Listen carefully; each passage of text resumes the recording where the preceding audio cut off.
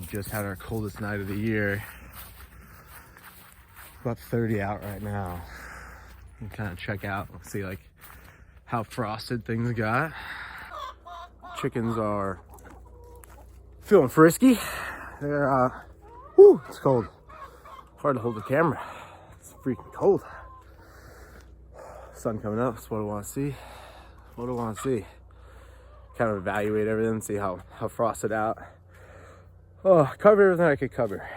The theory behind covering stuff is you're trying to keep that dew off, essentially that frost off of the leaves. You're not really trying to, there's not any warmth you're keeping in there, but what you are doing is keeping these crystals from forming on the plant leaf.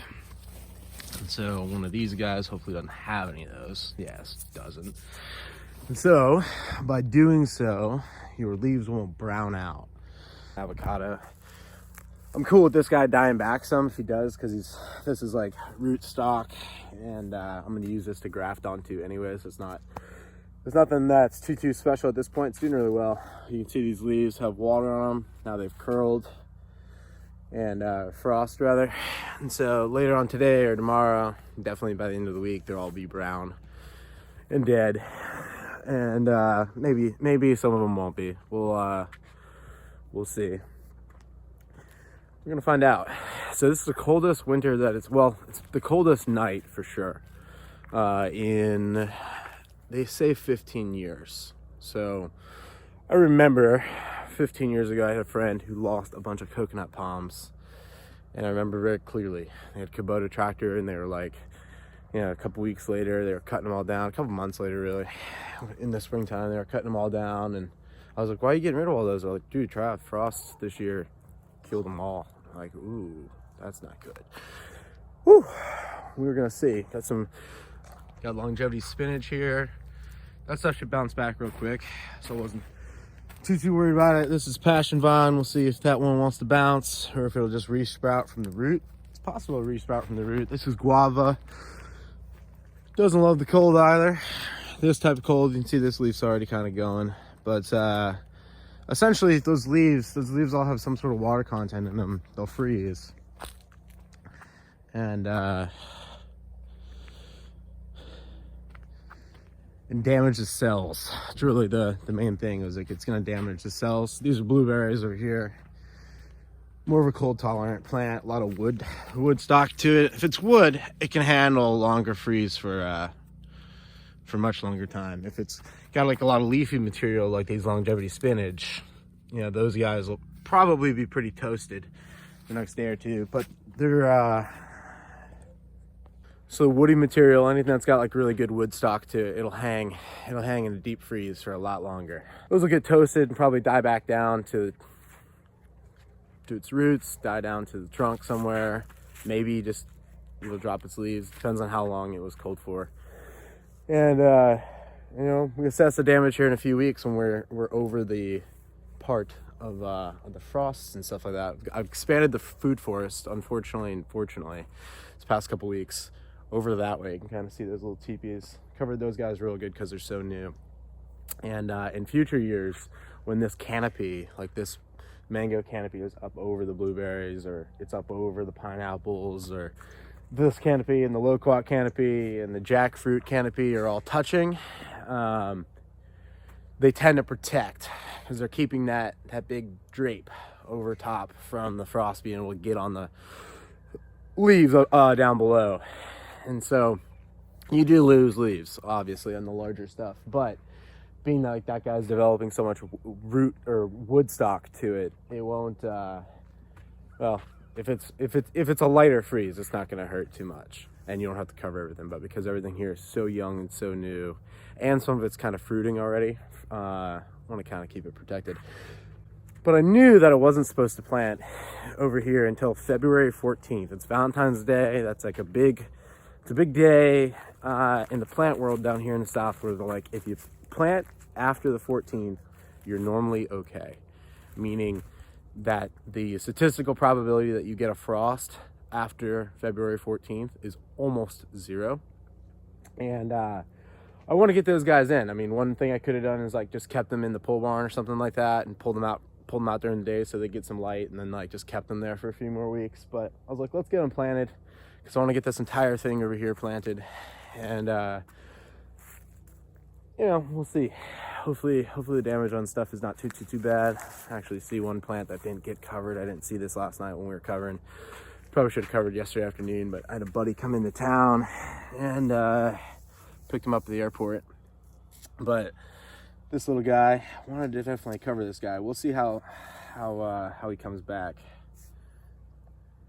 Yeah, sometimes farmers, Citrus Grove guys, will run water in the evening times just to like keep a good drip, or actually purposely frost out their fruit, where they'll put like water over the let's say oranges if they're in harvest season, and they'll allow that to form a nice ice structure around it, and they say it protects it. I'm not sure about that, but sometimes it's not uncommon for them to put their stuff on a drip. Other times it's very common, though becoming less common, that they have like a Grove heater. Basically like a big torch with diesel fuel in the bottom of it. Think like a 5-gallon bucket of diesel fuel and like a torch. Kind of like one of those things you go to a restaurant and they bring like the heater out on the patio. Kind of like one of those things, and they'll light them up in their Grove.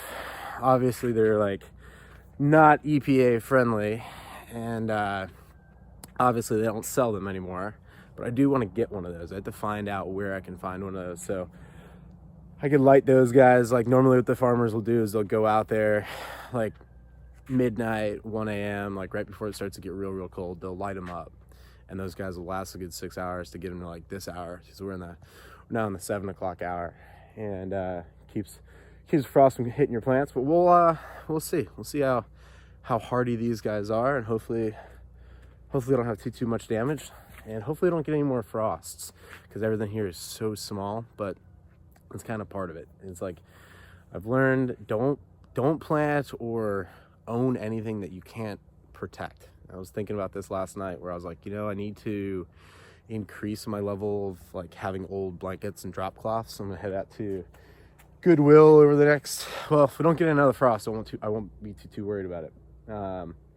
But if we do get any additional frost this year, I'll have to expedite this. But for the future years, I'm going to try to have a blanket that's the proper size for the plant, at least for its first 2 or 3 years of life.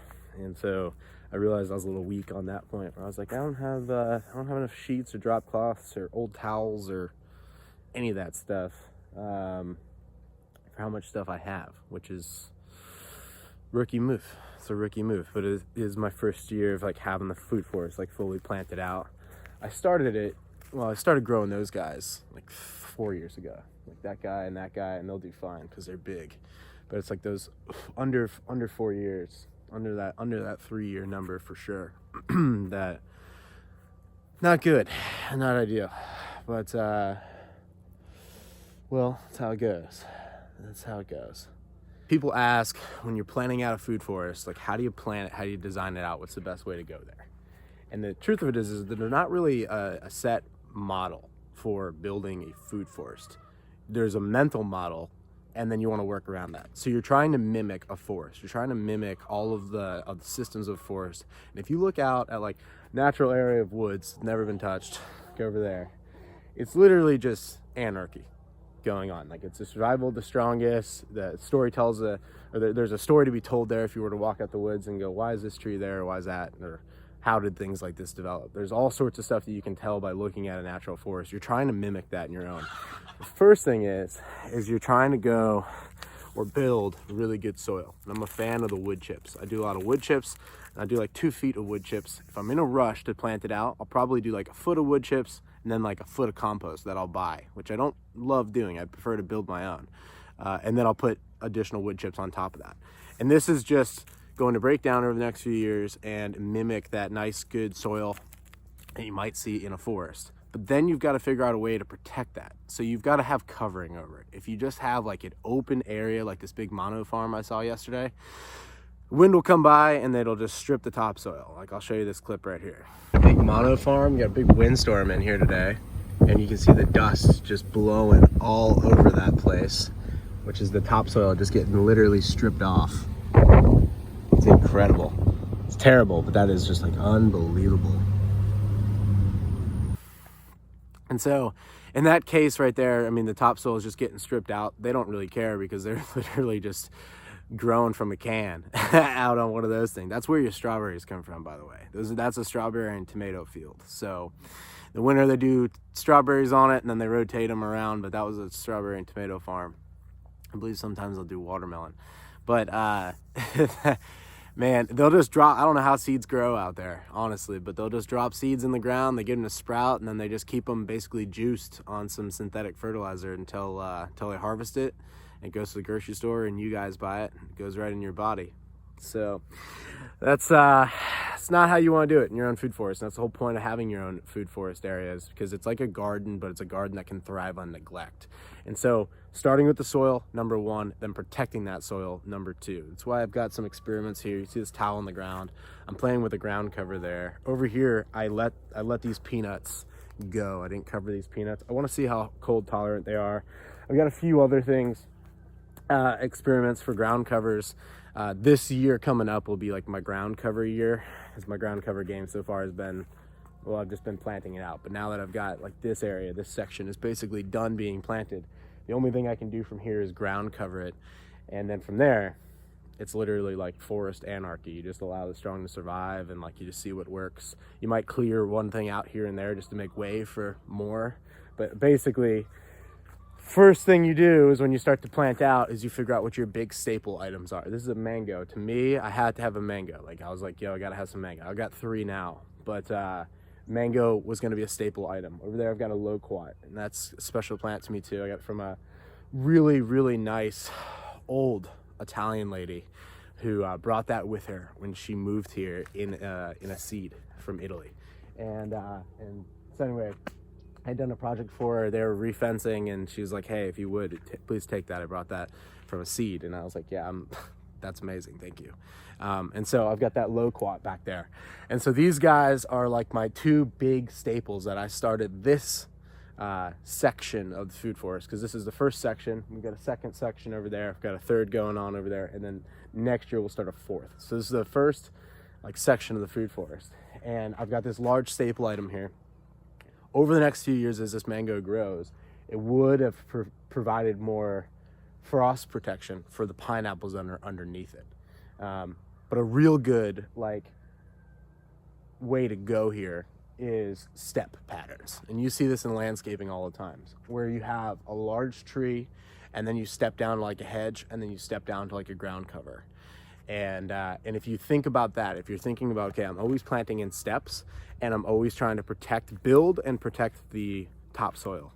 And then from there, it's just about figuring out what likes it where, and how can you best maximize the space, because you are trying to maximize the amount of yield, the amount of pounds of fruit, vegetables, food that you get from a square foot perspective. And so on the fence line here, I've got passion vine. These guys are just started up. I've actually got a bunch of them planted out. I've got some that I just protected through underneath those covers. I've got like a bunch of little seeds started. Hopefully these larger guys make it. We'll see if they're hardy enough to make it. It's also another thing that would have, protected the situation from like crazy winds and stuff. Like yesterday we had a lot of winds, and you wouldn't think that winds are really harmful to plants, but if they're windy enough, not only just breaking limbs, but like also like wind burning, like especially cold air, your leaves and things like that. Like it's not ideal. It taxes your plants. So in future years, this entire fence will just be passion vine, and it'll just be producing fruit. So here's like an area that we can use as a trellis. And so likewise, coming from the fence, it's like I'm utilizing that as a step pattern. So it's like I'm stepping down from the fence, and then I've got the first edelberry hedge, and this is actually a couple edelberries now that are starting to spread. This edelberry hedge will just continue to go out like that. I'm learning that I don't want the sugar cane in the corner there, because actually that sugar cane is going to be split into many different pieces. I'm going to use that. It's actually like a nice barrier, so I'm going to use that as to start section 2. So I'm going to take that out. I'm going to let the edelberry go, and then it's going to meet up with the honeysuckle. And so you're looking at this step pattern, and then down. You do something smaller here, and then because of the light, the next up tree or something like that I could do would be like theoretically like right here, which is what these are. These are moringa. These are like one of the most Well, they're like the superfood of superfoods of superfoods, moringas. And then I've got a pathway, which I'm gonna probably be able to close in once it really gets planted out, because it won't need to get in here as often anymore. I'll just have to get in here once a year to like top dress the mulch. And then I've go back to the step pattern, and then you're back to step down, and then I'm now working on the ring that'll go around this. So you'll see in future months how it'll go step, step, step. But the mental model there, the best way to plant it is utilize those steps. And then don't plant anything that you can't protect in your area. No, not well, most areas I would say would freeze. Not everything has gets bothered with freeze. Down here in South Florida, we're pushing the limits of what we can grow. Like I've got coffee trees, for example, and they can't grow in most states in the United States. It's just us and Hawaii that can grow coffee. Now you can grow coffee indoors, but and so we're pushing the limits there. We've got like a lot of neat, cool tropical plants that come from the islands. I've got like Barbados cherry over there, and so they're a little bit far north for where they naturally come from, but they work. So it's kind of like that. It's like that cool like little line where it's like a little bit further north, like up in Ocala, Florida area, wouldn't be working. Down in Miami would work fine.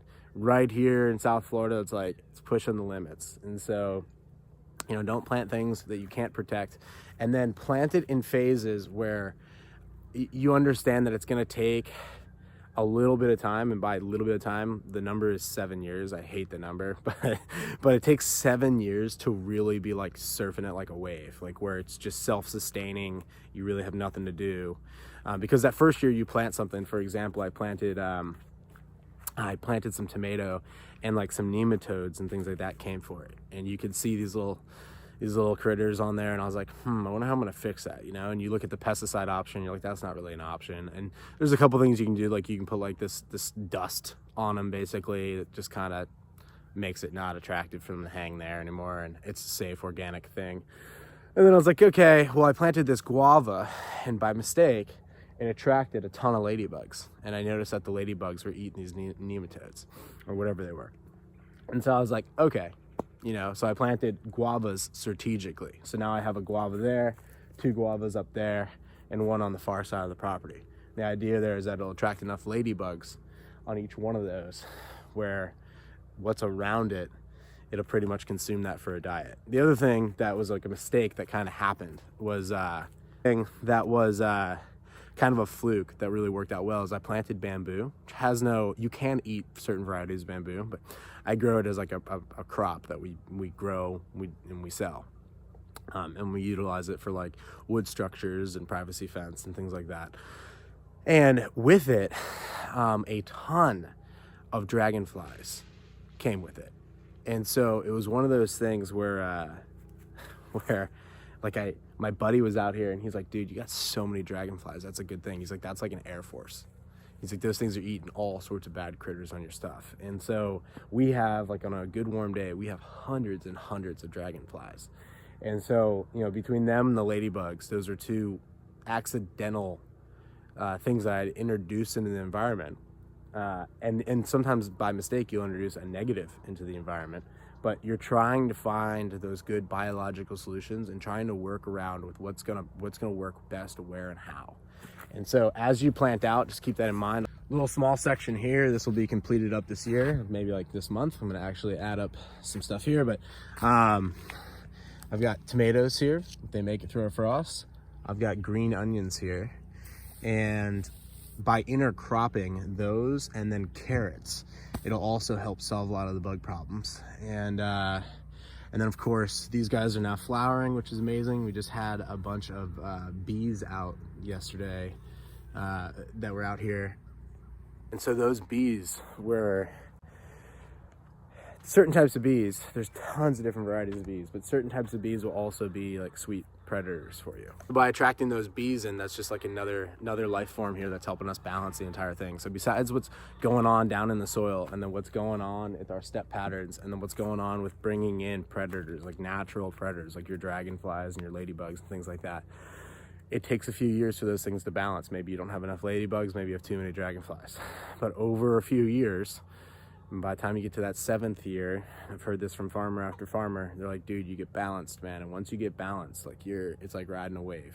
And then from there, you just introduce small little changes into the environment and just see how it goes. But at the very, very beginning, you're literally building soil and building out step patterns, and you should anticipate. This is why when people stock away like seeds in their freezer and like, well, if things ever get bad, I'll plant some stuff. And you're like, man, it's gonna take you a while to figure it out. It's not like, you know, you need to plant seeds, you plant seeds and like, boom, you got food. Like, no, you plant seeds, you fail miserably. And after a year or two of that, you finally get some like, you know, production out of your efforts, and not just like 1 or 2 tomatoes or whatever. And, you know, like you figure it out, and you figure out what should go where and how, and then you figure out just like how the light is coming over this place, different times of the year, and what's going to be happiest where. And so it's a trial and error thing, but it's just something that you just do, and you just start. That's what you do. See some deer kind of coming in right now. And you just try it out. You know, actually, when I started out, I didn't think the place needed to be fenced, because I was like, oh, the deer won't come around too much. No, it needed to be fenced. So I learned that, you know, and that was like the first 2 months of learning. It was like, nope, these deer are just going to keep coming. They're just going to keep eating everything in their path. But, you know, so get going, get growing. And until next video, I will see you down in the comments. Thank you for the likes. Thank you for subscribing. And have a great one.